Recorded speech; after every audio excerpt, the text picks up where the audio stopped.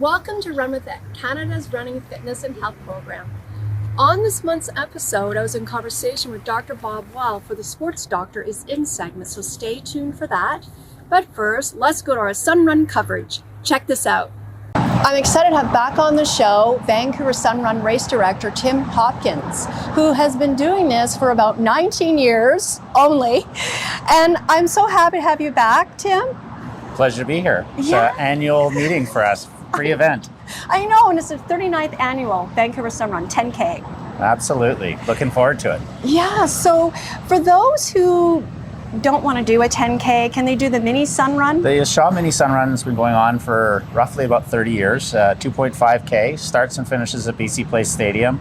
And it's a great opportunity for families to come out, kids, but also people that want to just go out and do a shorter race. Yes, you know, here we are almost at the starting line, and it's so energetic. It's like a celebration.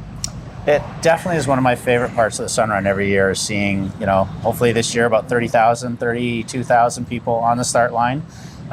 From basically Thurlow in Georgia all the way back to Granville and Georgia. And it's just wall-to-wall people smiling, getting ready to do either their first Sun Run or some people their 40th, 30th, 39th. Yeah. It's for all levels of abilities. Absolutely. We have competitive athletes, but the majority of our runners are beginners. And we do have a large number of people that are out walking. We have people in non-competitive wheelchairs, just again out for the same reason, to get a little bit of exercise, have a little bit of fun, see the bands on the course, and have an enjoyable day out in downtown Vancouver. Yes, I love the entertainment. Can you tell us about some of the entertainment? Yeah, we have a couple bands at the start line, but we always have about 15 bands on the course. Wow. They're a little more spread out at the beginning when people are running faster, and then as we sort of get to the sort of 3 to 5K, the number of bands pick up and they're closer together, and you've got all sorts of entertainment from rock and roll to independent artists, acoustic artists, dance groups, lots for everyone out there. Yes, and the Sun Run is the largest Canada's 10K event, is that right? It's the largest running event in Canada, period. It's been the largest since year one, and we continue to be the largest start line with even 30,000 this year. Our peak, we had over 50,000 for a number of years back in 2008, 2009, 2010. But we're really excited with the numbers that we have. Yes, and Tim, for people who maybe not now, but maybe for next year, do you have training programs? There are training programs. Our partner Kintech's been running them this year, and they're ongoing right now.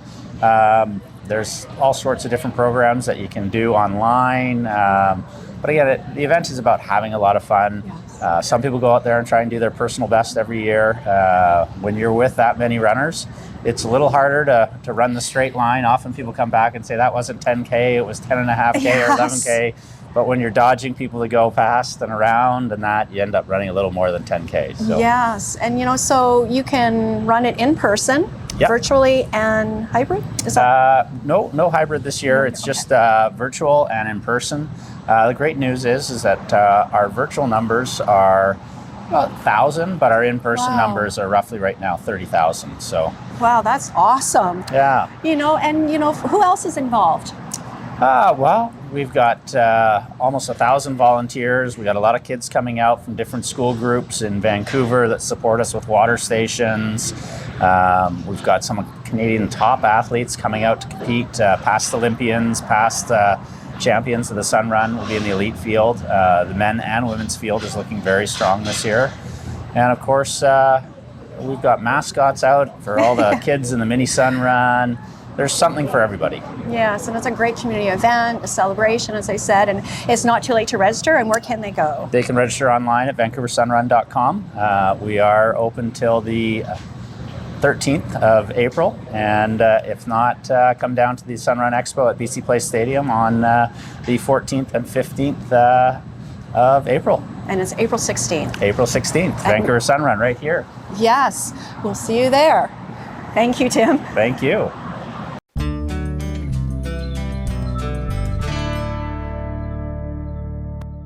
Joining me is Dr. Bob Weil, known as Dr. Bob, who is a respected sports podiatrist and radio host of the Sports Doctor. He's back on the show for the Sports Doctor is In segment on Run With It.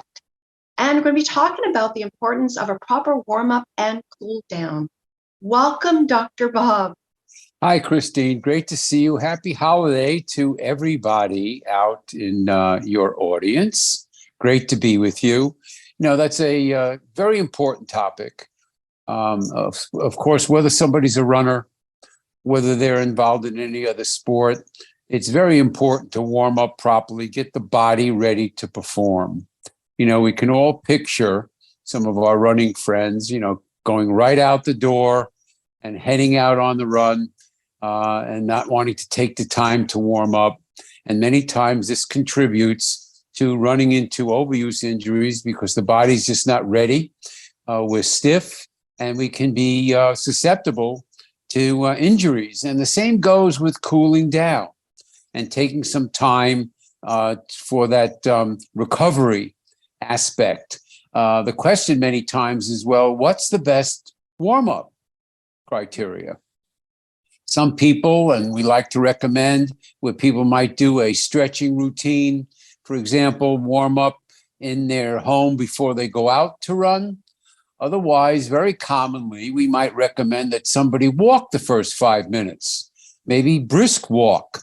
I always enjoyed mixing in a little bit of skipping, a little bit of side-to-side movements, running backwards, having some fun, but allowing your body to warm up, including your upper body, where you're moving your arms and you're doing some different movements. A good 5 minutes is a good, sensible warm-up, but we want people to include it because you are more susceptible to injuries if you jump in when your body is still stiff and it's not really ready to perform. And it's something that is very, very important regardless of what your sporting activity is. And running is famous for it. Yes. There are benefits because it, warms your body, right? Body temperature goes up. It reduces the risk of injury and the blood flow, the circulation. And I'm guilty of that. Sometimes I'm thinking, I don't have time to do a warm up. But then when I look back, I'm thinking, oh my goodness, maybe that's why I feel kind of stiff. And so listeners and viewers watching our interview, Dr. Bob, what do you suggest they do? Like, how do you get them out there to go out and do a proper warm up and a cool down? Well, like we talked about, the three words we stress all the time on the Sports Doctor are awareness, education, and positive action. So the awareness fits in that it's important, and that if you're interested in the two things that everybody's interested in athletics, which is to prevent problems and prevent injuries, as well as we're indicated, enhancing performance and making positive benefits, then we're aware that we are doing something very, very positive to pay attention to those important things. And again, you don't have to be in a specific program. You just need to be able to, whether it is, again, doing some brisk walking, whether it's doing a little bit of skipping and moving backwards and side to side, moving your arms around, getting yourself ready to go. And also it is a good, again, the education part that we always talk about on Run With It in the Sports Doctors In segment, which are methods and attention, again, to trying to prevent problems. 50% of runners deal with overuse injuries, whether it's plantar fasciitis, whether it's Achilles tendonitis, whether it's runner's knee, shin splints, low back, et cetera, et cetera. And once you're aware of those statistics, then maybe, again, you want to educate yourself. If you're not sure what to do, then book an appointment with a competent physical therapist or your personal trainer who can go over some techniques that can be helpful for you regarding, what's important. And the same thing goes afterwards. Let's say you finished your run. You want to give yourself, again, a good 5 minutes to walk it off. Again, doing some of those kinds. Again, you could be doing some range of motion or stretching exercise when you get in the house. But again, the main point is you want to reduce your tendency for overuse injuries, which are so common, especially with runners So this is something that we want to be able to continue. Did we mention it enough? Yes. Make sure you warm up, make sure you're cooling down, and you don't need anything all that dramatically specific. But you want to make sure that you're educated, which is some of the proper ways. Stretching many times causes more trouble than it prevents because people overdoing it, almost getting into yoga poses when the body's not really ready for that kind of excessive range of motion. So we want to make sure that we're educated with what the proper ways are for stretching, if that's what we're including. And we want to also be incorporating into our routine the importance of it, especially when the weather's cold. Again, like you mentioned, well, I don't know if I have enough time, but if you're aware of how important it is, then you'll make it a point to include it. And again, this will make a positive difference, not only in preventing problems, but in enhancing your performance because your body is ready to perform, not only physically, but mentally. When you know you're warming up and cooling down, that you're including it, then you can take a big sigh of relief, understand that you're paying attention to preventing problems. And this is something that we want to stress all the time on your show and your millions of followers on Run With It. Yes, Dr. Bob, great information. And for, if people want to follow you or listen to your radio show, where can they go? They can go to my website, sportsdoctorradio.com. They go over to radio shows. They can go back years. They can catch you on a half a dozen shows in the past couple of years. And I will mention again the book, hashtag Hey Sports Parents. I just had my co-author 2 days ago on my live show. Again, the Sports Doctor is live every Wednesday, 3:00 Central Standard Time. Sharky Zartman is a former Hall of Fame volleyballer, coach, as well as a national team member on the volleyball world and organization. And we talk about the importance of parents being educated to try to keep their sons and daughters injury-free and try to reduce some of these physical and mental pressures on these kids. Youth sports is a big business.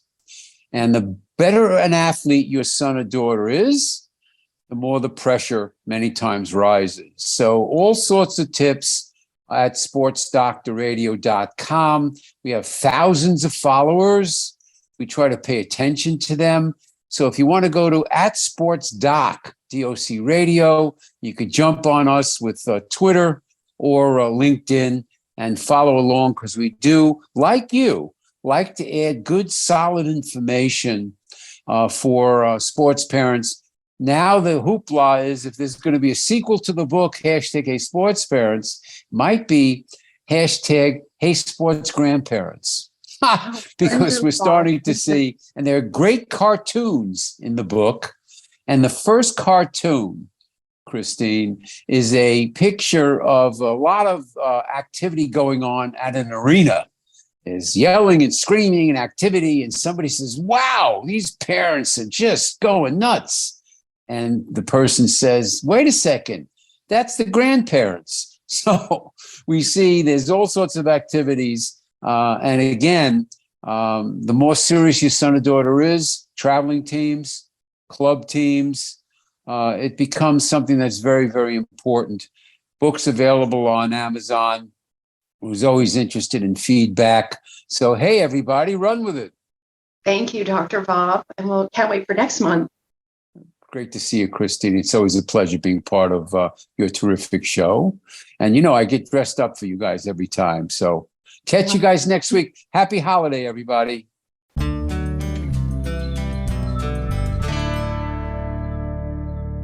I'm excited to have with me as my guest, Omar Cumberbatch. He is a professional health coach, podcast host of 2 shows, Health Coach Academy, and this podcast, Burns Fat. I love the title. and he's here today to talk about his successful career and how he maintains a healthy lifestyle. Welcome to the show, Omar. Oh, thanks so much for having me. Appreciate it. Yes, long overdue. I've been trying to get you on the show for a while, but here we are, and I'm excited Yes. to have with us, I should say. We're going to have listeners and viewers watching this show because it's going to be on broadcast and on the podcast as well. So how exciting is that? So, Omar, tell us, when did your passion begin to become a professional health coach? Yeah, so my story is kind of interesting. I was always into fitness and health. It was kind of just, I didn't have the correct information. So let's start out with that. I was one of those people who, if I was trying to lose weight, I'd go to the gym every day, literally, and I'd run like 5 miles. And then if it wasn't working, which at the time it wasn't, I'd say, okay, I just have to run 6 miles. I was just one of those people who I thought I can like outwork any of the deficiencies that I was having in that arena. And it didn't come to a head until one time I was just going down a YouTube rabbit hole about something that had nothing to actually do with health, right? And I came up and stumbled upon this guy who eventually became like my hero and eventually my mentor. And he was just talking about sugar. And at this point, Christy, I was trying everything. I tried Atkins. I had tried being a vegetarian. I've tried all different kinds of things. And again, like I was saying, I was working out, running, doing everything I thought was the right thing to do. And I just wasn't getting any results, even remotely, of what I was putting in the effort for. And then I stumbled upon this particular YouTube video, and he was talking about sugar. And I'm like, listen, I just did a quick assessment of just even my breakfast. And I used to always have a banana and Dunkin' Donuts coffee with milk and 3 sugars. And I added it up. It was like over 50 something grams of sugar just for breakfast. And I'm like, you know what? Let me just see what happens. And I just changed that. I went from just a coffee. I cut the banana out. The banana was bad for sugar purposes, right? And I cut the sugar out of the coffee and I used it, like started drinking it black. And when I tell you the weight was falling off me so fast that people would come up to me literally and say, "Are you okay? Are you sick?" It's like this. I was like, no, I really just did this one change to my diet and all these different things started happening. But that's what fascinated me into get into health coach. I said, wow, what if I just did this one thing and all this happened? And what else could I do? What other like hidden gems are out there? Because I was really caught up in that like that low fat era. And obviously now that I've been in health coaching for a while, I noticed that, that just really meant if it had low fat, they really ramped up the sugar. So my sugar intake, I couldn't even tell you, probably 200 something grams a day. Now to get it below that, it was just a complete change in my diet. And that was really how I said, you know what, I want to be a health coach. I want to find out more. I want to share the story. I want to tell people the dangers of this, actually. Yes, I mean, do you have a little bit of sugar in your diet still, or is it just completely no sugar? Oh, yes, I definitely have sugar in the diet on occasion. It's definitely not what it used to be. Because what's interesting at that point, right, I was such a sugar addict that I would never have ever thought in a million years I'd be able to cut it back. I was so bad. Even when I had dinner, if I ran out of soda, I'd run to the gas station, get some soda and come back just to drink, right?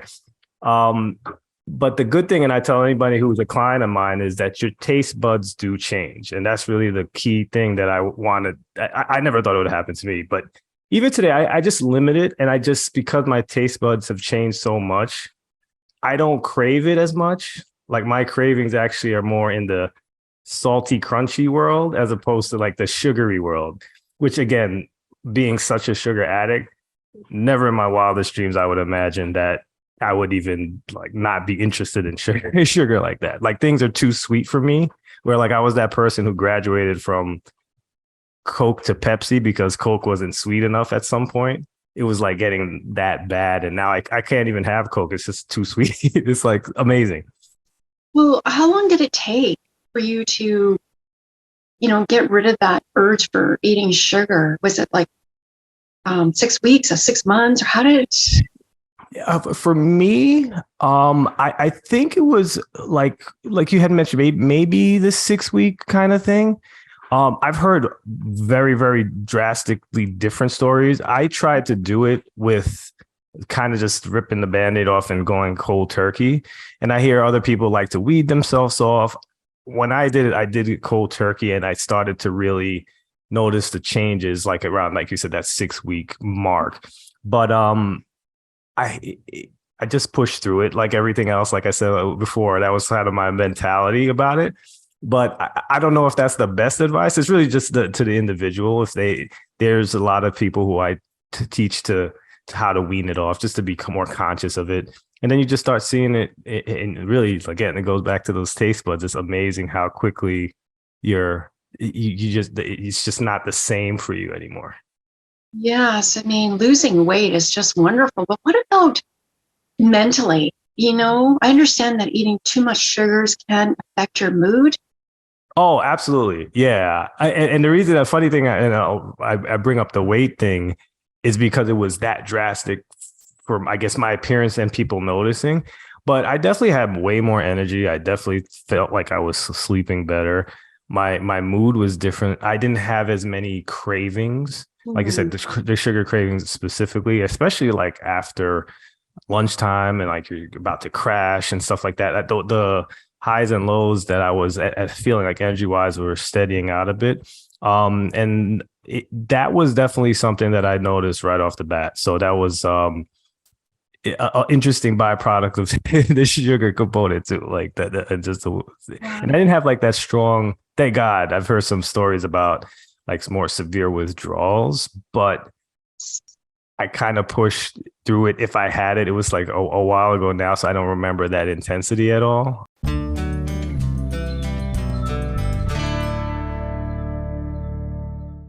Thanks for watching. If you have a question or comment about today's episode, go to our website, which is runwithit.ca. Until next time, run with it. Run With It is sponsored by Mallory's Fashion Network, the Rio Theatre, Craft Hair Academy, The Run-In, and the Vancouver Sun Run presented by Cal Tire. Run or walk the Sun Run on April 16th. See you there.